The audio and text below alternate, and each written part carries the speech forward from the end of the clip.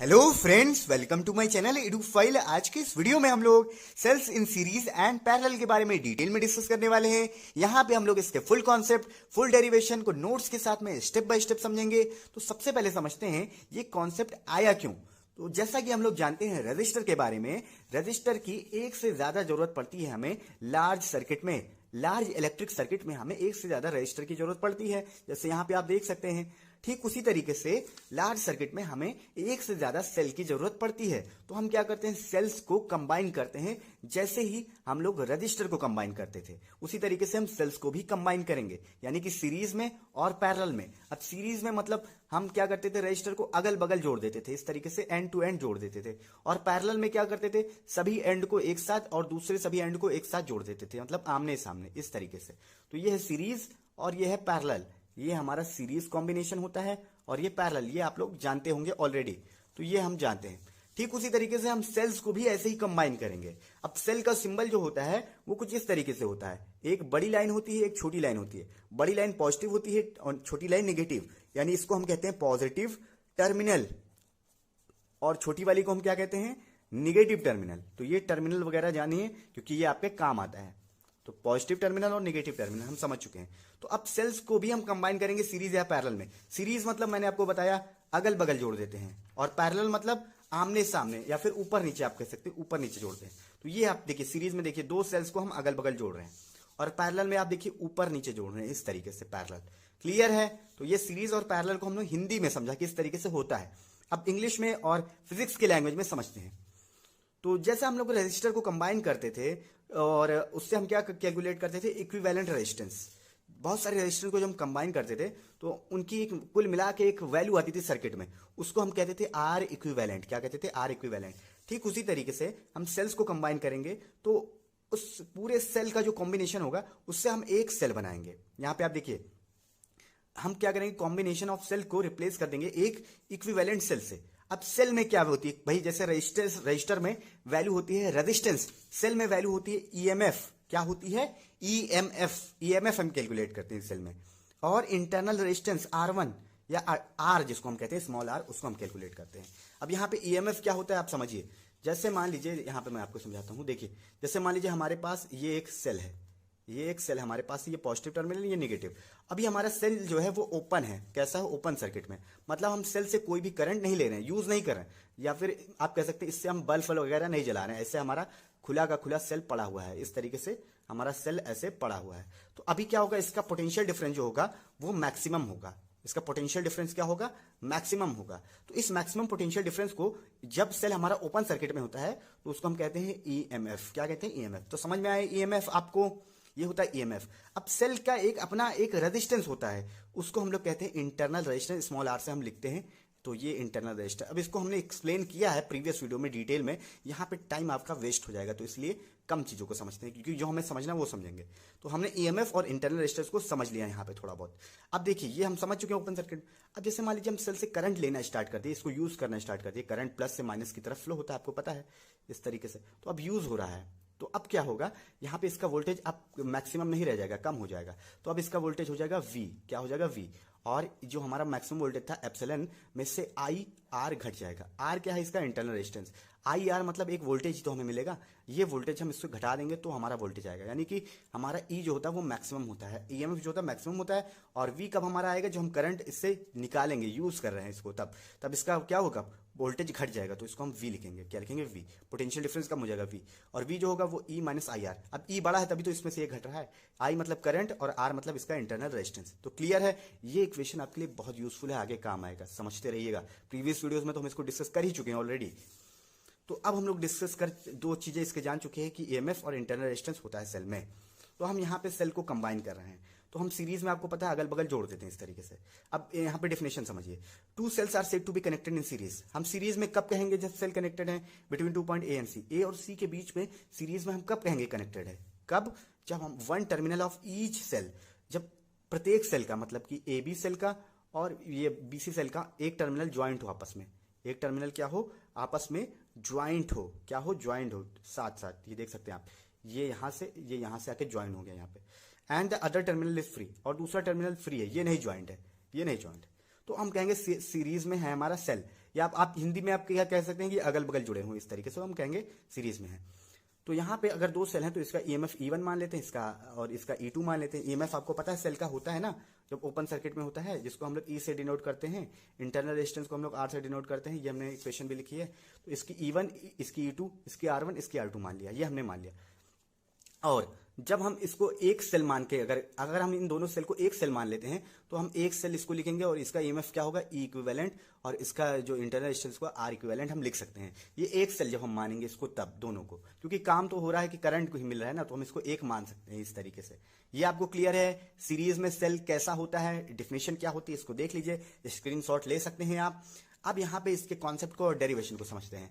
तो यहाँ पे दो सेल हमने लिया है, तो E1 और E2 हम लोग मान रहे हैं EMF of two cells, E1 E2। Let E1 E2 be EMF of two cells, EMF of two cells यहाँ पे आप लिख दीजिए, ये हमने माना। और हमने VA को माना है पोटेंशियल एट ए। क्या माना है, पोटेंशियल एट ए पे कितना पोटेंशियल है VA ए पॉइंट पे, B पॉइंट पे कितना पोटेंशियल है VB, ये हम मान लेते हैं यहाँ पे potential at B। C point पे कितना पोटेंशियल है उसको हम लोग मान लेते हैं VC। ये तीनों हमने मान लिया, 3 पॉइंट है, तीनों पे हमने पोटेंशियल मान लिया। क्लियर है। अब हम लोग वोल्टेज निकालना चाहते हैं पहले सेल का, पहले सेल के बीच में कितना वोल्टेज डेवलप हो रहा है। तो पहले सेल के बीच का वोल्टेज जो है वो VAB है, VAB यही तो है total.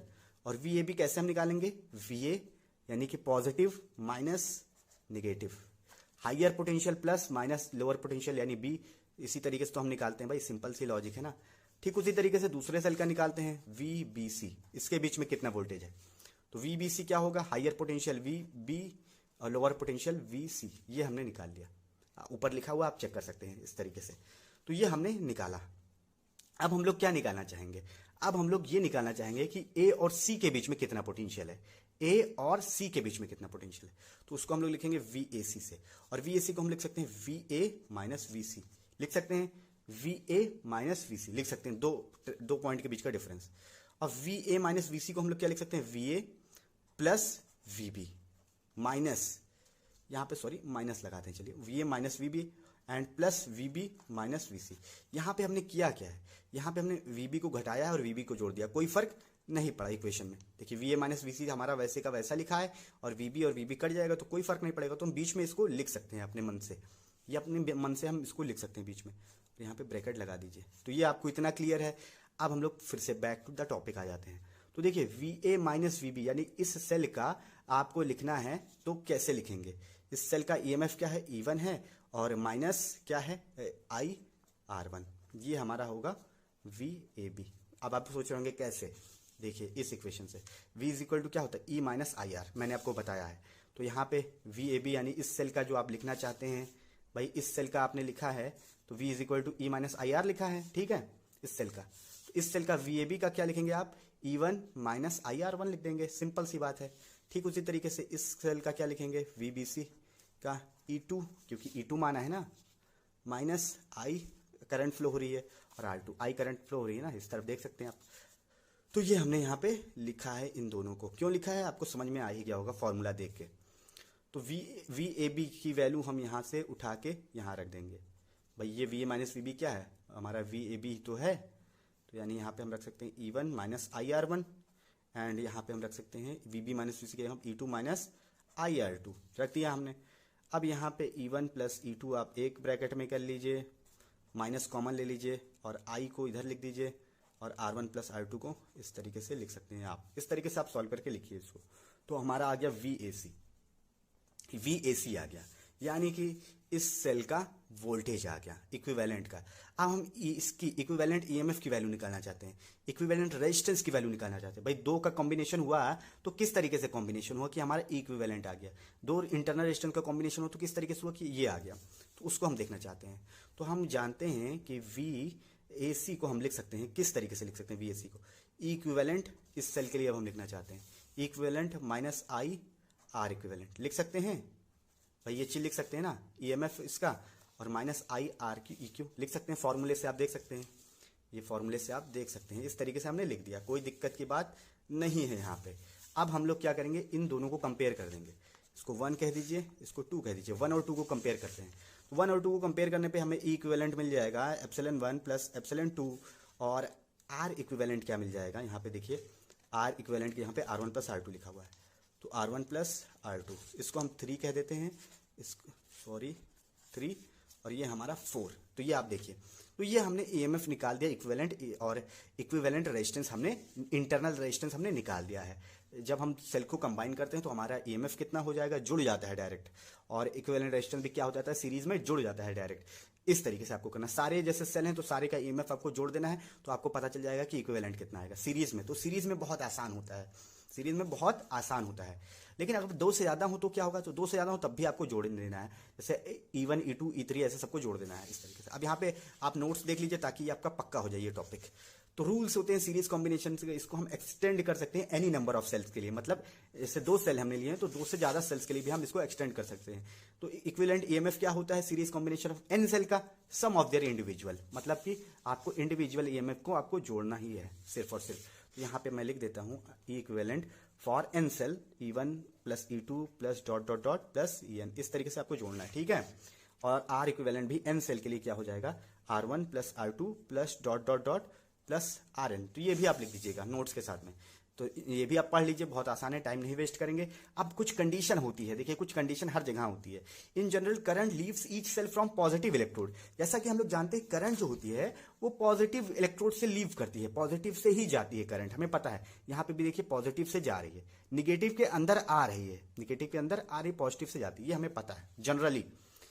If in the combination current leave any cell from negative electrode, अगर करंट मान लीजिए कि निगेटिव इलेक्ट्रोड से निकल रही है, मतलब इस तरफ निकल रही है, तो क्या होगा, मतलब सेल को हम घुमा दें तो क्या होगा, ये हमें देखना है। यहाँ पे देखिए निगेटिव को पॉजिटिव से कनेक्ट करते हैं हम, सेल में इस तरीके से कनेक्ट करते हैं कि निगेटिव टर्मिनल पॉजिटिव टर्मिनल से कनेक्ट होता है, इस तरीके से हम कनेक्ट करते हैं। जैसे मान लीजिए ये पॉजिटिव है तो ऐसे निगेटिव ज्यादातर, लेकिन अगर मान लीजिए हमने घुमा दिया, खुराफाती दिमाग है हमारा, तो जैसे यहाँ पे देखिए ये हमने पलट दिया, ये नेगेटिव हो गया, ये नेगेटिव, नेगेटिव नेगेटिव से कनेक्ट हो गया, तो क्या होगा, तो current leave any cell from the negative electrode, the EMF of cell enter the expression for equivalent with in negative sign. तो क्या हो जाएगा, नेगेटिव साइन होगा। देखिए इन दोनों के बीच में, तब हमने इसको पलट दिया तो हमारा -E2 हो जाएगा। यहाँ पे अभी तक आपका +E2 आ रहा था, देखिए अभी तक यहाँ पे क्या आ रहा था, +E2 आ रहा था ना, लेकिन माइनस हो जाएगा। तो इसको आपको याद कर लेना है बस, क्योंकि ये बहुत इंपॉर्टेंट नहीं, ये कंडीशन है अलग से मैंने आपको बताई है। और इक्विवेलेंट तब हो जाएगा E1 - E2, तब E1 + E2 नहीं होगा, E1 - E2। अच्छा आपका क्वेश्चन ये हो रहा होगा कि 4 सेल हो तो क्या होगा, तो 4 सेल में अगर एक सेल उल्टा है तो जो सेल उल्टा रहेगा वहां पे नेगेटिव आएगा, 2 सेल उल्टे तो वहां पे नेगेटिव आएंगे, ठीक है। और रेजिस्टेंस पे, इंटरनल रेजिस्टेंस पे कोई फर्क नहीं पड़ने वाला, वो प्लस ही होगा। तो ये मैंने आपको आई होप पूरा क्लियर कर दिया है इसका। अब हम लोग पैरेलल के बारे में डिस्कस करते हैं। देखिए ये वीडियो थोड़ा लेंदी हो सकता है, तो पैरेलल के बारे में डिस्कस करेंगे। तो देखते हैं यहाँ पे, तो पैरेलल में क्या होता है, जैसा कि मैंने आपको बताया ऊपर और नीचे इस तरीके से जुड़े होते हैं, तो पैरेलल होते हैं। ये हमारा देसी भाषा है, और इनका अगर हम निकालें तो इक्विवेलेंट कुछ ना कुछ आएगा। तो ये हमारा एक सेल हम मान लेते हैं, दोनों को मिला के एक सेल मान लेते हैं। तो ये हमारा आ गया, ए और सी के बीच में एक सेल हमने मान लिया इन दोनों के कॉम्बिनेशन से। तो E1 E2 हमने EMF मान लिया है, पहले और दूसरे सेल का R1 और R2 इनके इंटरनल रेजिस्टेंस को हमने माना है। ये चीज आपको क्लियर होगी। अब डिफिनेशन भी देख लेते हैं पैरेलल की क्या होती है। Two cells are said to be connected in parallel between 2 points A and C if positive terminal of each cell is connected to 1 point. अगर देखिए ये बड़ा वाला जो होता है वो पॉजिटिव टर्मिनल, अगर पॉजिटिव टर्मिनल एक पॉइंट पे जुड़े हों सबके, मतलब कई ज्यादा हमारे सेल हो सकते हैं, यहाँ पे 2 ही लिया, पॉजिटिव टर्मिनल सबके एक पॉइंट से कनेक्ट हो और नेगेटिव टर्मिनल सबके एक पॉइंट से कनेक्ट हो, इस तरीके से, तो हम उसको कहते हैं कि हमारा जो सेल्स हैं वो किस में है, पैरेलल में है। क्लियर है, तो ये हमारा पैरेलल का हो गया। अब चलिए इसके डेरिवेशन को देखते हैं, थोड़ा लेंदी होगा। तो E1 E2 अगर EMF of the two cells मानते हैं, R1 R2 इंटरनल रेजिस्टेंस मानते हैं हम लोग, तो I1 I2 क्या होंगे, करंट होंगे फ्रॉम टू सेल्स। भाई इन दोनों सेल से कुछ करंट निकलेगी, हमें मिलेगी कि नहीं मिलेगी, तो इससे I1 और इससे I2 हम मान रहे हैं हमको मिल रही है, जो कि हमें दिख भी रहा है, ठीक है। फ्लोइंग टूवर्ड्स पॉइंट B1, और ये जो करंट्स हैं वो B1 की तरफ जा रही हैं। And I be the current flowing out of B1, और I जो है वो B1 से हमें मिल रही है, B1 के बाहर हमें करंट मिल रही है। तो हम क्या लिख सकते हैं, इन दोनों करंट को मिला के ही तो ये I करंट आ रही होगी, क्योंकि इसी रास्ते पे तो आ रही है। तो हम लिख सकते हैं I1 + I2 बराबर I, लिख सकते हैं बिल्कुल। अब यहाँ पे कुछ हमने मान लिया है कि हमारे B1 पॉइंट पे जो पोटेंशियल है वो VB1 जो है वो पोटेंशियल है B1 पॉइंट पे। क्लियर है, B1 पॉइंट है तो कुछ पोटेंशियल होगा ना VB1। B2 पॉइंट पे हमने पोटेंशियल मान लिया VB2, और V मान लिया हमने potential difference between B1 and B2। V हमने क्या मान लिया, potential difference B1 and B2 के बीच का। अभी आपको पूरा क्लियर समझ में आएगा, बस हम लोग इसको सॉल्व करते हैं तब। तो V इज इक्वल टू हम लोग क्या लिख लेंगे, VB1 माइनस VB2, क्योंकि इन दोनों के बीच का पोटेंशियल है V। तो ये हमने इसको इस तरीके से लिखा है। अब इसको हम लोग क्या लिखेंगे सॉल्व करके, तो इसको हम लोग लिख सकते हैं ε1 माइनस IR1। अब आपको कैसे बताऊं, देखिए यहाँ पे देखिए VB1 ये और VB2 ये, ठीक है। तो इसके जगह पे हम लोग क्या लिख सकते हैं, अगर हम लोग पहला सेल कंसीडर करते हैं तो इन दोनों के बीच के अगर हम पहला सेल कंसीडर करते हैं तो हम क्या लिख सकते हैं, ε1 माइनस IR1। हमें पता है इक्वेशन ना, V इज इक्वल टू क्या होता है, E माइनस IR। देखिए मैं आपको बताता हूं, V is equal to E minus IR किसी सेल के लिए होता है। तो अगर हम B1 और B2 के बीच में ये वाला सेल ले रहे हैं तो इसका इक्वेशन हो जाएगा E1 माइनस IR1। क्लियर है, E1 माइनस IR1 हमने लिखा। अब यहाँ पे इसको थोड़ा सा सॉल्व करते हैं, यहाँ पे I1 लिख देते हैं, ज़्यादा अच्छा रहेगा क्योंकि I1 करंट जा रही है ना। तो ये हमने यहाँ पे इसको इस तरीके से लिखा। अब हम I1 निकालना चाहते हैं क्योंकि I1 और I2 की वैल्यू निकालेंगे तभी आएगा। तो I1 कैसे निकालें, तो इसको I1 R1 को इधर आप भेज दीजिए और ε1 और प्लस V कर दीजिए इधर, सॉरी ये माइनस V होगा क्योंकि ये इधर आएगा तो माइनस हो जाएगा, ठीक है। तो यहाँ पे I1 क्या हो जाएगा, I1 इज इक्वल टू हो जाएगा ε1 minus V divided by R, ये हमारा, और इसको हम कह देते हैं इक्वेशन 1। अब हम लोग निकालना चाहते हैं सेकंड सेल के लिए, किसके लिए, सेकंड सेल के लिए। सेकंड सेल भी हमारा B1 और B2 के बीच में है, तो B1 और B2 के बीच में है सेकंड सेल, तो उसका क्या हो जाएगा, उसका भी हम लोग वोल्टेज मान लेते हैं V, और वो हो जाएगा VB1 माइनस VB2, वो भी होगा, हमें पता है क्योंकि B1 और B2 के बीच में है। तो V इज इक्वल टू हो जाएगा ε2 माइनस IR2, कोई दिक्कत की बात नहीं है, I2R2 बल्कि लिखेंगे हम लोग यहाँ पे I2R2, थोड़ा ध्यान से देखिएगा। अब इसको सॉल्व करते हैं, तो I2R2 को हम इधर ले जाएंगे, ε2 माइनस V हो जाएगा। तो I2 इज इक्वल टू कितना हो जाएगा, ε2 माइनस V डिवाइडेड बाई यहाँ पे हो जाएगा R2, क्या हो जाएगा R2, और यहाँ पे R1 होगा, ठीक है। थोड़ा सा ध्यान से देखिएगा। तो ये हमारा हो गया I2, ये हमारा इक्वेशन नंबर 2 हो गया। अब हम लोग क्या करेंगे, using equation 1 and 2 in A, इसको इक्वेशन A कह देते हैं। तो इक्वेशन A में यूज करते हैं हम लोग 1 और 2 का। तो I इज इक्वल टू हमारा क्या था, I1 प्लस I2, तो यहाँ पे पुट कर देते हैं। तो I1 है हमारा ε1 minus V divided by R1, और यहाँ पे ε2 minus V divided by R2, ये हमने इसको इस तरीके से लिख दिया है। अब हम लोग थोड़ा सा अच्छे से सॉल्व करते हैं इसको। तो यहाँ पे देखिए, इसको हम अलग अलग डिवाइड में लिख सकते हैं।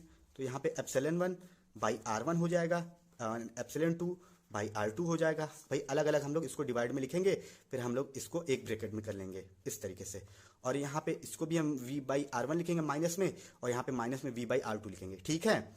Minus V by R1 and minus V by R2, तो माइनस हम कॉमन ले लेते हैं, और 1 by R1 plus 1 by R2 हम इसको लिख सकते हैं, ठीक। सॉल्व करके देखिए ऐसे ही आएगा, थोड़ा हम लोग शॉर्ट में करेंगे, क्लास 12 में पहुंच चुके हैं। तो इस तरीके से हमने इसको लिख दिया है। अब हम लोग थोड़ा सा इसको और सॉल्व करते हैं। तो यहाँ पे इसको देखते हैं और सॉल्व करके। तो इसको यहाँ पे हम लोग क्या करेंगे, I इज इक्वल टू, यहाँ पे हम लोग एलसीएम लेंगे, क्या लेंगे, एलसीएम। तो यहाँ पे हम लोग ले लेंगे R1 R2 इस तरीके से, तो ये हो जाएगा ε1 R2 प्लस ε2 R1, ये हो जाएगा हमारा, माइनस यहाँ पे V, और यहाँ पे क्या हो जाएगा, R1 प्लस R2 लिखा हुआ है, तो R1 R2 हमारा एलसीएम हो जाएगा, तो यहाँ पे हो जाएगा R2 प्लस R1, या R1 प्लस R2 आप लिख लीजिए, कोई फर्क नहीं पड़ने वाला है। तो इस तरीके से हमने इसको लिख दिया है। यहाँ तक आप नोट कर लीजिए, मैं एक दूसरा पेज यहाँ से ले लेता हूँ। चलिए ये हम लिख दिया, तो यहाँ तक आप नोट करिए इसको। अब हम लोग क्या करते हैं, इसको कंपेयर करेंगे, इसको क्या करेंगे, कंपेयर करेंगे इक्विवेलेंट रेजिस्टेंस से।